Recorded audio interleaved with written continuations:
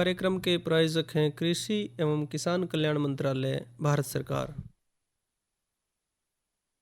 हर जोखिम से निकल कर फसल आए, सुरक्षित हो जाए। फसल बीमा से हर किसान अब आत्मनिर्भर हो जाए। संकट के समय प्रधानमंत्री फसल बीमा योजना किसानों के लिए वरदान है। अब सूखा पड़े या बाढ़ आ जाए कोई डर नहीं, अब ओले पड़े या कीट पतंगे फसल खा जाए कोई फिक्र नहीं, क्योंकि हमने लिया है प्रधानमंत्री फसल बीमा। बुआई से फसल कटाई तक हर जोखिम का दावा, न्यूनतम प्रीमियम पर अधिकतम भुगतान का वादा। योजना से हर साल जुड़ रहे हैं 5 करोड़ से ज्यादा किसान। अब आपकी है बारी। नजदीकी कृषि कार्यालय, सहकारी समिति, बैंक शाखा, अधिकृत बीमा कंपनी या जन सेवा केंद्र में स्वेच्छा से करा सकते हैं पंजीकरण। फसल बीमा पोर्टल या फसल बीमा ऐप द्वारा भी कराया जा सकता है पंजीकरण। प्रधानमंत्री फसल बीमा योजना, आपकी फसलों का संपूर्ण सुरक्षा कवच। कृषि एवं किसान कल्याण मंत्रालय, भारत सरकार। विनोद भाई राम राम। प्रीतम भाई अपना भी राम राम। और कार्यक्रम सुनने वाले सारे प्रगतिशील किसान बहना भैया हमारी दोनों की राम राम। विनोद भाई। हाँ प्रीतम भाई। भाई ज्यादा मीटर खींच रहा है भाई, मीटर जरूर खींचना चाहिए। फिर अगर जो मीटर नहीं खींचेगा तो फिर फसल कितना बढ़िया होगी और फिर गेहूं में फिर दाने भी नहीं मिलेंगे। अंदर की बात काट के ले रहे हो जमी। तो भाई मानसा का भी ख्याल रखना है जाडे में। बिल्कुल। तो वो भी भाई रख रहे होंगे। और हम बात करेंगे खेती की पहले। तो खेती में जो आज हम भाइयों खातर चर्चा लेकर आए हैं, जैविक खेती का आधुनिक कृषि में महत्व, उसके बारे में बात करेंगे भाई। और साथ ही नई फसल, नई उमंग में पत्तेदार सब्जी पालक की काश्त और जो उसका महत्व है उसके बारे में। पालक तो खा लेते होंगे आप? बिल्कुल भाई, पालक बढ़िया रहा हुआ है। पत्तेदार सब्जी, और पत्तेदार सब्जी तो कोई भी हो। अच्छा भाई बढ़िया है। स्वाद नहीं लगता? सारा स्वाद लगा कती जब बना थे। स्वाद भी लगा है भाई। और ना न्यू मजबूरी में भी खावे, कहीं बोल नहीं पाते। पर भाई बढ़िया जो है सब्जी है, और ऐसी फसल है जो कम वक्त में भाई लेते हैं और कम लागत में लेते हैं। तो मुनाफा भाई अगर कम वक्त ले रही है, लागत कम है, तो मुनाफा अच्छा दे सके है। एक बार बुआई करने के बाद उसकी लगभग 5-6 कटाई भाई आराम से ले सकें। इस फसल में कीटों और बीमारियों का प्रकोप भी भाई घाट है। विटामिन है इसमें, लोहा है, कैल्शियम, मैग्नीशियम, एमिनो अम्ल, फोलिक अम्ल, पोटेशियम, बड़ा बढ़िया स्रोत है इन सारे उसका। पालक के सेवन से हीमोग्लोबिन भी बढ़ा है। कईयाँ का अगर HB कह देना जिसने वो कम हो, पालक खाओ। खून की कमी ते जो पीड़ित व्यक्ति हैं उन खातर तो पालक वरदान है। कुछ इस डाल के तत्व भी हैं जिसमें पीड़ित रोगी के रक्त में ग्लूकोज की मात्रा जिनको खाने से नियमित हो जाए है। एंटीऑक्सीडेंट अंग्रेजी में कहते हैं जिसको, वो भी हैं भाई। प्रतिरोधक क्षमता में बढ़ोतरी हुआ है और जो हृदय संबंधी बीमारियां हैं उनसे लड़ने में भी मददगार है। सलाद में भी इसका सेवन होता है भाई। ये जो अपना पाचन तंत्र है उसको ठीक करे है, भूख बढ़ाने में भी सहायक है। इतने गुण हैं विनोद भाई, बस मानस ने खा लेना चाहिए। भाई देखो सब्जी कोई भी हो, और उस चाहे जिस तरह करेला है या दूसरी सब्जी है, कई बार जी चुरा भाइयों नहीं खानी चाहिए, लेकिन भाई सब्जी कोई भी हो सारी विटामिन वाली हो। और तो भाई पता है पालक की जी। तो बात अब हम करेंगे कि इसको पैदा कैसे भाई करें हैं। तो इसकी भूमि की तैयारी के बारे में कि एक तो भाई समतल खेत हो, समतल ना हो तो उसको कर लें। जल निकासी की व्यवस्था हो। पालक के जो पौधे हैं जीवांश युक्त बलुई या दोमट या मटियार किस्म की जो मिट्टी है उसमें बढ़िया पैदावार दे हैं भाई। क्षारीय जो ज़मीन है उसमें भी आसानी से इसकी खेती करी जाए। भूमि का pH मान 6 से 7 के बीच होना चाहिए। और भाई पालक की बुआई से पहले हैरो या कल्टीवेटर से 2 से 3 बार अच्छी जुताई करके मिट्टी ने भुरभुरा बना लें। पाटा चला के समतल कर लें। खरपतवार कुछ हो तो भाई वो निकाल लें। और प्रीतम भाई इब बात कर रहे थे इसकी किस्म के चुनाव का जी, क्योंकि जैविक जिस प्रकार से हमें पत्तेदार सब्जी पालक की बिजाई की बात करें तो इसमें किस्मों के चुनाव में हमने पालक की खेती तक ज़्यादा उत्पादन हम प्राप्त करने के लिए हमने विशेष कि इसमें जलवायु और भूमि के अनुसार किस्म का चुनाव करना चाहिए। और इसकी जो उन्नत किस्म है उसकी बात करें तो जोबनेर ग्रीन होगी, आल ग्रीन है, HS23 है, पूसा पालक है, पूसा ज्योति है, पूसा हरित है, पूसा भारती है। ये जो प्रजातियां है इसके पौधे लंबे हुए हैं और इनकी जो पत्ती है वह कोमल और खाने में भी बहुत बढ़िया लग है। जी, ऐसे भाई खाद और उर्वरक की बात करें तो पत्तेदार सब्जियों में पत्तों की बढ़वार खातर नाइट्रोजन की जरूरत पड़े है थोड़ी ही ज्यादा।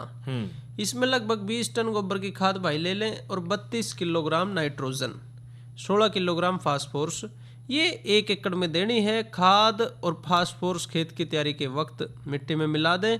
और भाई नाइट्रोजन जो है कटाई के बाद बराबर मात्रा में 2 या 3 कटाई तक देनी चाहिए।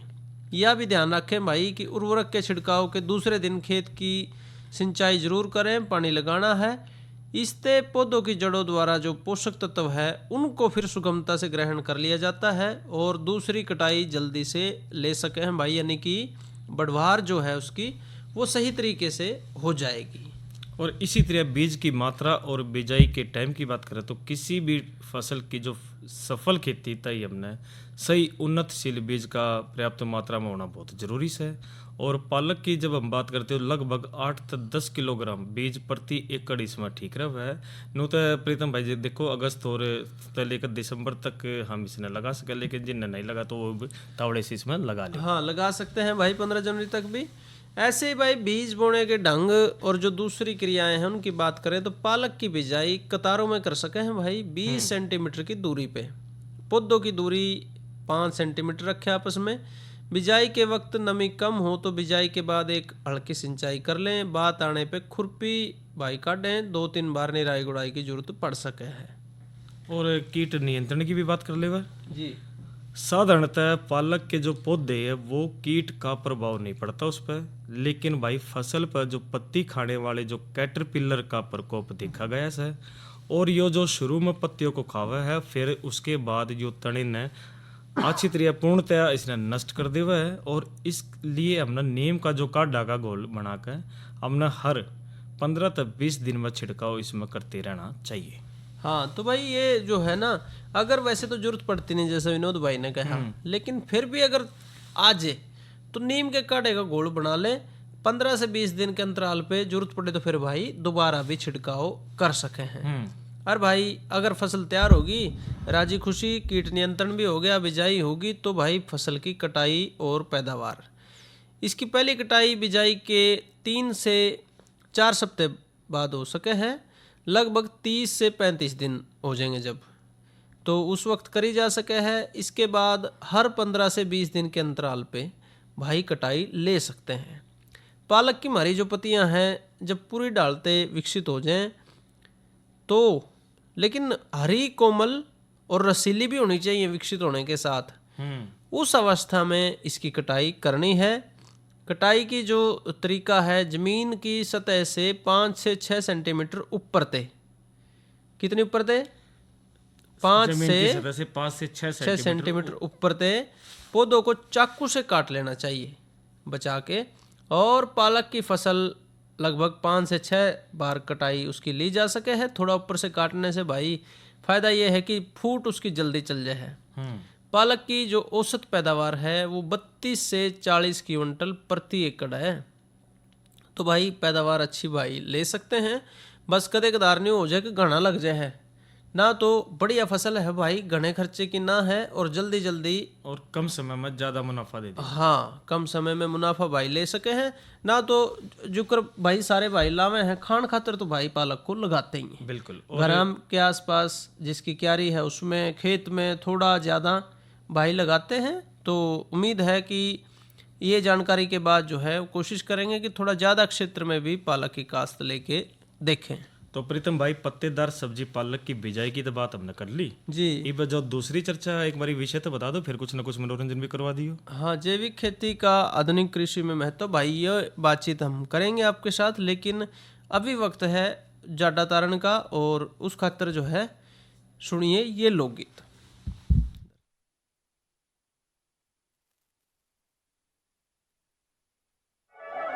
तो भाई एक बात चाप सिंह के किस्से की कि जिस वक्त चाप सिंह सोमवती छतरानी को लेकर चला और उसकी बहन सौमती की सखी सहेली उसको क्या बताने लगी भला? वैज्ञानिक जी महाराज इधर इस तरफ आ जाओ,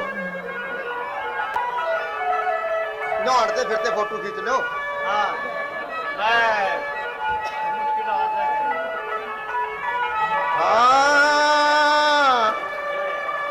तैनो बोली हो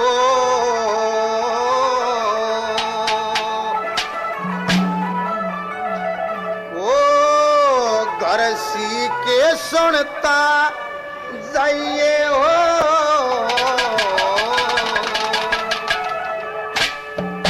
हमने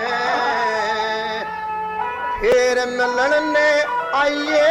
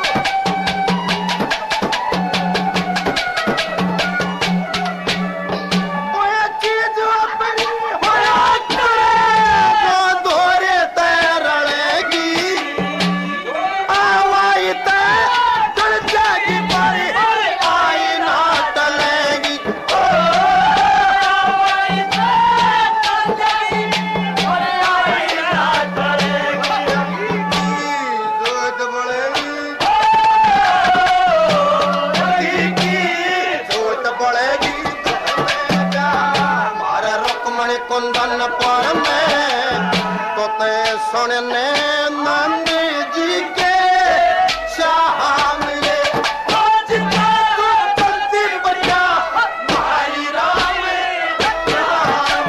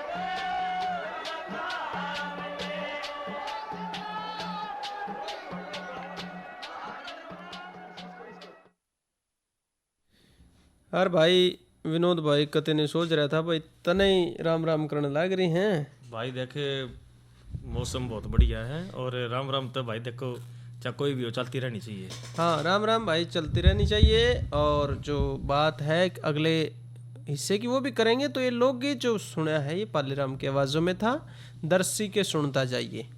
और जो बात मौसम की आप कह रहे हो तो भाई जो मौसम है वो परिवर्तनशील रहने की संभावना है आने वाले दिनों में। 4-5 को भी परिवर्तनशील रहने की संभावना है और 6 और 7 जनवरी को तो मध्यम बारिश का भी अनुमान आ रहा है। आंशिक बादल रहेंगे, तापमान में 3 से 4 डिग्री सेल्सियस की बढ़ोतरी हो सके है।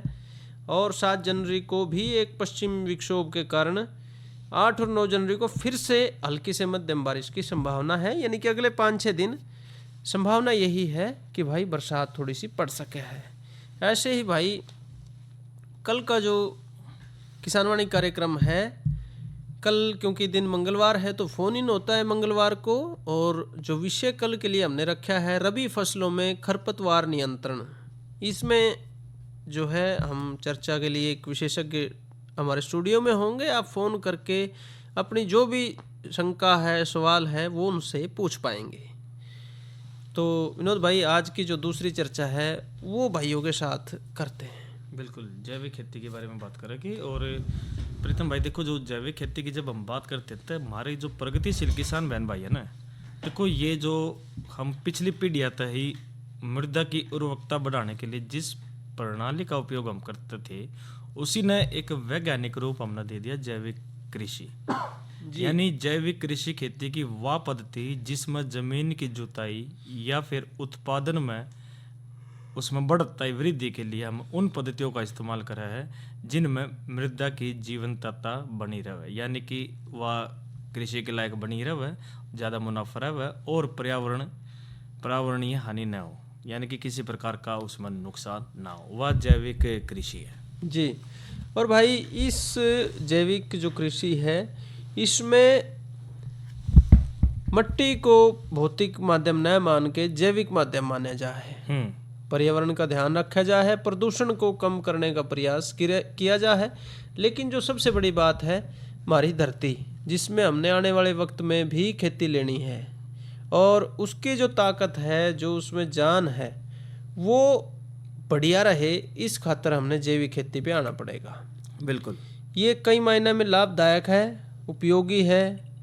इससे जो उत्पादित खाद्यान्न है उनमें पौष्टिकता भी ज़्यादा है, शरीर की प्रतिरोधक क्षमता में भी ये बढ़ावा देती है उसको। और जो धरती की हमारी मिट्टी की जो उपजाऊ शक्ति है उसको कम नहीं होने देती, उसकी जल धारण करने की क्षमता में भी बढ़ोतरी करती है। जैविक खेती के द्वारा पर्यावरण प्रदूषण को काफ़ी हद तक कम किया जा सकता है। इससे मिट्टी, पौधे और वातावरण में संतुलन भी स्थापित किया जा सकता है। जैविक खेती में भाई कीटनाशकों और खादों का प्रयोग नहीं होने से मिट्टी में रसायनों के प्रवेश पे पाबंदी लगे है। मिट्टी और भूमिगत जल दोनों खातर विशेष रूप से लाभदायक है। जैविक खेती के अंतर्गत जो है कई ढाल के प्रक्रियाएं हैं जो हम भाइयों के साथ अब साझा करेंगे। तो प्रीतम भाई सबसे पहले तो बात कर लेते हैं कंपोस्ट खाद की जी। और वनस्पति के अवशिष्ट पदार्थ ने सड़ाकर तैयार किए गए खाद को हम कंपोस्ट या फिर हरी खाद भी कह देवे है। और इसका ही हमने किसानों द्वारा खेती में जो उड़द है, मूंग है, लोबिया है, जिसी फसलों को हम बो सका है और फिर उन खेत में ही जुताई कर सड़ाया जाता है। और इसके अलावा फसलों के अवशिष्ट को एक गड्ढे में डालकर उसने हम सड़ाता ही छोड़ देवे है और जो खाद के रूप में उसका प्रयोग हम करते हैं। और इस प्रणाली में लागत कम आती है और जो उत्पादन भी है वो भी अच्छा होता है। मतलब भाई कंपोस्ट खाद में फसल को जो है पूरा ना लेके अधूरी फसल जब वो बढ़िया पत्ते उसके हो जाए हों, थोड़ी सी तैयार हो जाए, हरी हो, उस वक्त उसको खेत में ही जुताई करके सड़ा दो। ये कंपोस्ट है। ऐसे ही वर्मी कंपोस्ट है। वर्मी कंपोस्ट में केंचुआ जुड़ गया। अच्छा, केंचुए का जो पालन पोषण है वो वर्मी कल्चर के अलावा है और अलग अलग जो वैज्ञानिकों ने अनुसंधान करे हैं उससे पता चला है कि भाई केंचुए द्वारा निर्मित जो भी खाद है वो दूसरी किसी भी खाद से ज़्यादा लाभदायक हुए है। वास्तविकता ये है कि भाई केंचुए जो है खेतों में मिट्टी खावे हैं, मिट्टी ही निकाले हैं। उनके द्वारा जो भी निकाली गई मिट्टी है उसमें कार्बनिक उर्वरक मिलते हैं। फसल खातर जो है ये कार्बनिक उर्वरक घने लाभदायक हैं। कृषि भूमि में केंचुए को पाल के या फिर उनकी संख्या को बढ़ाने लायक स्थितियां उत्पन्न करके खेत की हमारे जो उपजाऊ क्षमता है उसमें बढ़ोतरी की जा सकती है। यही वर्मी कंपोस्ट का काम है। और इसी तरह एक जैविक कीटनाशक भी है। इसमें पौधों पर लगने वाले जो रोगों के विषाणुओं को नष्ट करके रसायनों के उपयोग को हम हतोत्साहित करने के लिए कृषि के जो अंतर्गत जैविक कीटनाशकों के प्रयोग को हम बढ़ावा दिया जाता है। और जो जैविक कीटनाशक का प्रभाव ज़्यादा स्थायी होता है और ये पर्यावरण मित्र भी होते हैं। और इसके लिए वनस्पति आधारित जैविक कीटनाशकों का प्रयोग किया जाता है। और पौधों तथा वनस्पतियों से प्राप्त होने वाले जो कीटनाशकों में जो नीम है वो सबसे ज़्यादा इसमें सही हम इसमें उल्लेखनीय नाम हम इसमें कह सकते हैं, क्योंकि जो नीम के जो पेड़ के सभी भाग में कीटनाशक गुण होते हैं।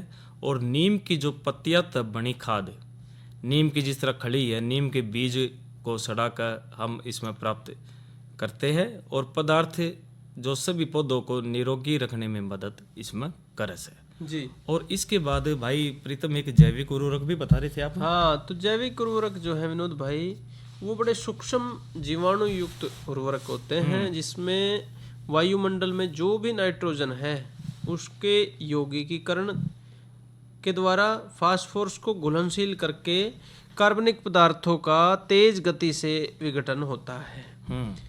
और भाई ये जो कार्बनिक पदार्थ हैं इनसे हम अपनी फसल में फ़ायदा लेते हैं। जैव उर्वरक तैयार करने की कई ढाल की विधियां हैं।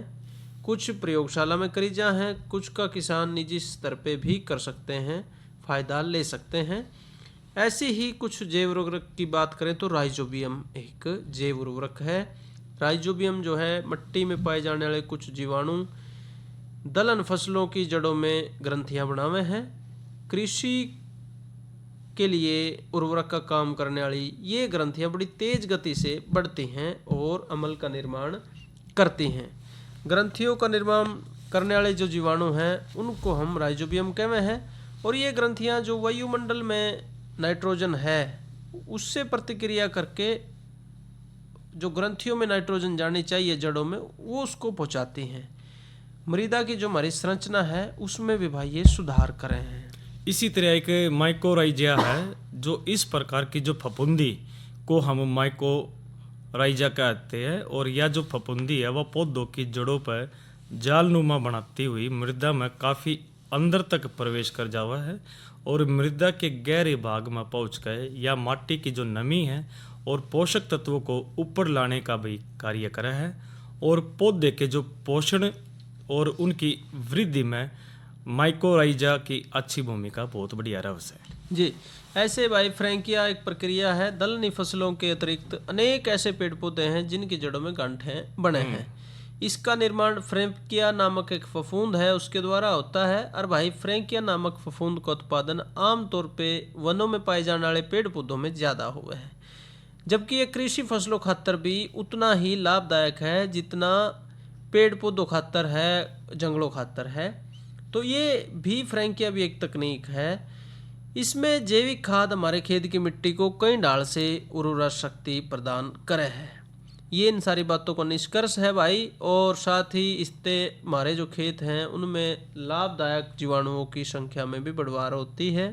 इससे न्यारी बात यह भी है कि इस ढाल की खेती के आजकल बड़े लाभ हैं। विनोद भाई आपने देखा होगा कि रसायन मुक्त जो उत्पाद हैं उनको अब खरीदार बहुत बढ़िया मिलने लगे हैं। बिल्कुल सही कर रहे हो आप। और वो खरीद रहे हैं और वो कह रहे हैं कि भाई आप रसायन मुक्त उगाओ, हम खरीदेंगे, तो उसका बाजार भाव भी ज़्यादा है। तो ऐसे में भाई जो है जैविक खेती की तरफ अगर बढ़ते हैं, पहले थोड़े से शुरू कर लें बेशक, लेकिन रास्ता आखिरी में यही है। कृषि में तकनीक का महत्व बढ़ रहा है तो जैविक आधारित जो कृषि है वो भी तकनीक अपनी प्रचलित जो तकनीक है उसके साथ जोड़ी जाएगी, और आहिस्ता आहिस्ता जो हमारी धरती के दूसरे दोष हैं उनको फिर वो ठीक करके बेहतर खेती हम ले पाएंगे। और भाई पर्यावरण भी तब जब ही सुरक्षित रहेगा। जी, कार्यक्रम के इस भाग के प्रायोजक रहे कृषि एवं किसान कल्याण मंत्रालय, भारत सरकार। अरे अरे अरे क्या कर रहा है? इधर इधर इधर, हम बोल रहे हैं तेरे बीजू का। उतला बोल रहा है? हाँ, पक्षियों से तो हम खेत को बचा लेते हैं, पर इन घातक रसायनों से कैसे बचाएं? मतलब? देख बेटा, तू जो ये अंधाधुंध रसायन मिलाता है ना, मिट्टी की सेहत बिगड़ने लगी है, और जब माटी ही कमजोर पड़ जाएगी तो उपज कैसे सेहतमंद होगी? हाँ? अरे पहले ऐसा नहीं था, पूछना अपने बड़े बुजुर्गों से, कैसे फसल लहलहाती थी, शुद्धता झलकती थी। हाँ, माटी भी तंदुरुस्त और लोग भी। अरे अब पहली वाली बात कहाँ? पर अब तो सभी डाले हैं। सब नहीं, आज भी लाखों जागरूक किसान परंपरागत विधि से फसल उगा रहे हैं, खर्चा कम और उपज की कीमत भी बेहतर पा रहे हैं। सच है? रे बेटे, एक्सपीरियंस से बता रहे हैं, धूप में बाल सफेद नहीं किए हैं। हाँ। ठीक है भाई, मैं भी आज से जैविक खेती शुरू करूंगा। माटी से प्रेम की परंपरा है परंपरागत खेती। और भाई कार्यक्रम किसान वाणी का समय ही तक भाइयों से इजाजत लें। अच्छा भाइयों, राम राम।